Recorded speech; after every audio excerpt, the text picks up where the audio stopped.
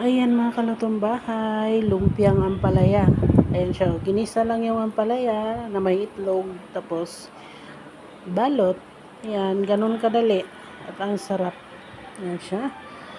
Pwede rin yung ampalaya, tapos pork giniling ang ihalo. Ayan, ang sarap din, na-try ko na rin yun. Sarap. At ayan guys, na-try nyo na ba lumpiang ampalaya? Pues, try nyo na. Ang sarap ng lumpiang ampalaya.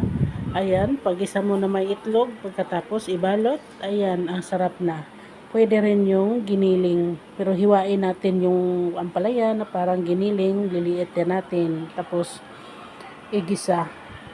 Ganon din ang proseso. Ampalaya lang ang ihalo. Pareho sa Shanghai, pero ang sarap. Na-try ko na yan. Diba?